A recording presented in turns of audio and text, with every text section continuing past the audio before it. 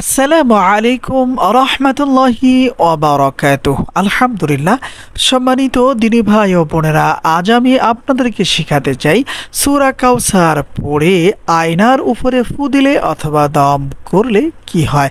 বিস্তারিত জানার জন্য আর এই দামি আমলটা শিখে রাখার জন্য সম্পূর্ণ ভিডিওটি দেখার অনুরোধ থাকবে।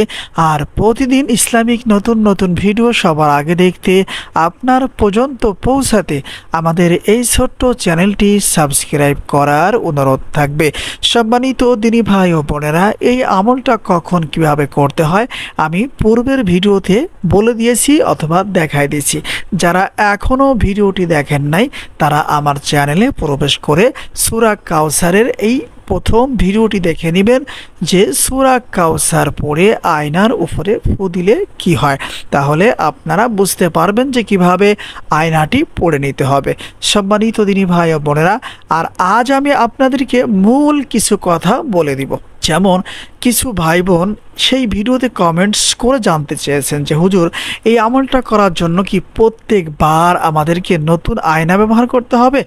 সম্মানিত দিনী ভাই ও বোনেরা, জি না, প্রত্যেকবার কষ্ট করে আপনাদের আয়না কিনতে হবে না অথবা নতুন আয়না লাগবে না।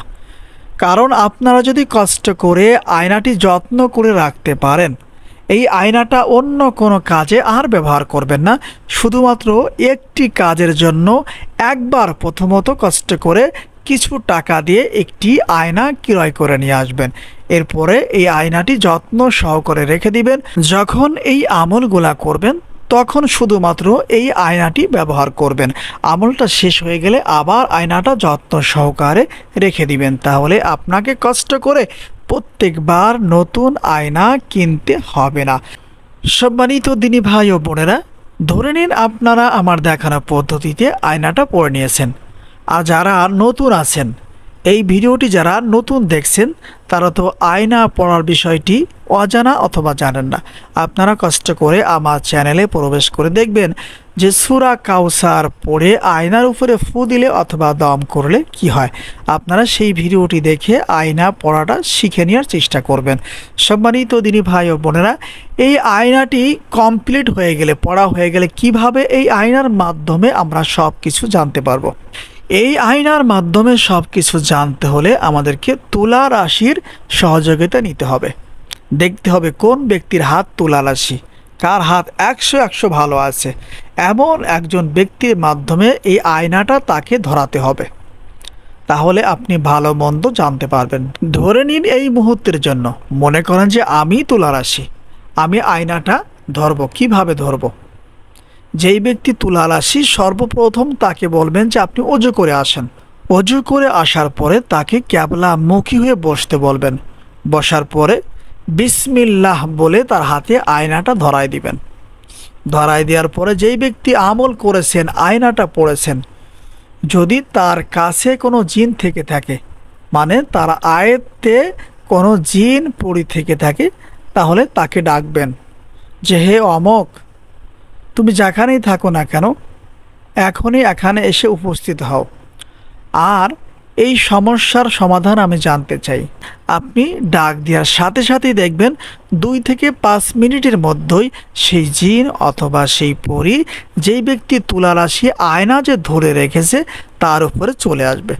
আসার পরে আপনাকে সালাম দিবে, আসসালামু আলাইকুম ওয়া রাহমাতুল্লাহ। তখন সুন্দর করে সালামের জবাবটা দিতে হবে, ওয়া আলাইকুম আসসালাম ওয়া রাহমাতুল্লাহি ওয়া বারাকাতুহু। এরপরে আপনাদের সমস্যার কথাগুলো বলবেন যে চাচা যান, একজন রুগী আসছেন, তার এই সমস্যা। তখন সেই রুগী নিজেই কথা বলবে যে আমার এই সমস্যা, আমার মাথা ব্যথা করে, অথবা আমার স্বামী আমাকে ছেড়ে অনেক দূরে চলে গেছে, আমার কোনো খোঁজ খবর নেয় না। এখন আমি জানতে চাই আমার স্বামীকে বিবাহ করেছে অথবা বেঁচে আছে না মারা গেছে। এক কথাই বোঝাতে চাই, আপনি যা জানতে চান অথবা বুঝতে চান তা জিজ্ঞাসা করবেন। আশা করি ইনশাআল্লাহ আপনার সমস্যার সমাধান করতে পারবেন। এমনকি যদি আপনার বাড়িতে কোনো সমস্যা করা থাকে তাও বলে দিবে, কোথায় আছে, কোথায় কি করা আছে, আপনি কেন ক্ষতিগ্রস্ত হচ্ছেন, কেন আপনার এই সমস্যা হচ্ছে, আপনাকে পাই টু পাই সব বলে দিবে ইনশাআল্লাহ। এখন কথা হচ্ছে সকলের সাথেই তো আর জিন থাকে না। সবাইকে জিন পরি আয়ত্তে করতে পারে না। এখন তারা কিভাবে এই আমলটা করবেন? আপনাদেরকে একটি সহজ পদ্ধতি আমি দেখায় দিচ্ছি। হওয়া না হওয়া আল্লাহ সুবহানাহু ওয়া তাআলার উপর থাকবে।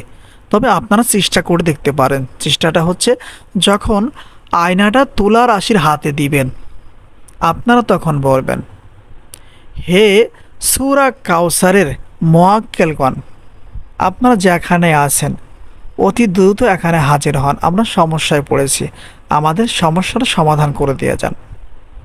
যদি এসে হাজির হয়, তখন তুলা রাশি ব্যক্তি দেখতে পাবেন। এমনকি তুলা রাশির উপরেও আসতে পারে।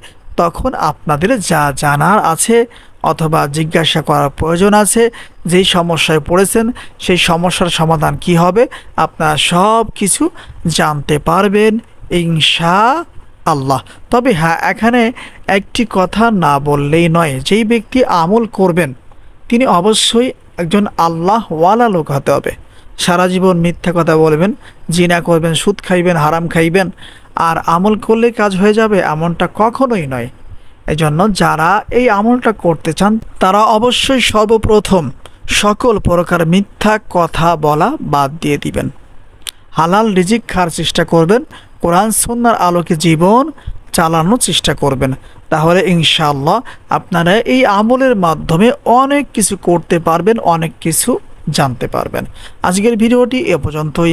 আসসালামু আলাইকুম ওয়া রাহমাতুল্লাহি ওয়া বারাকাতুহু।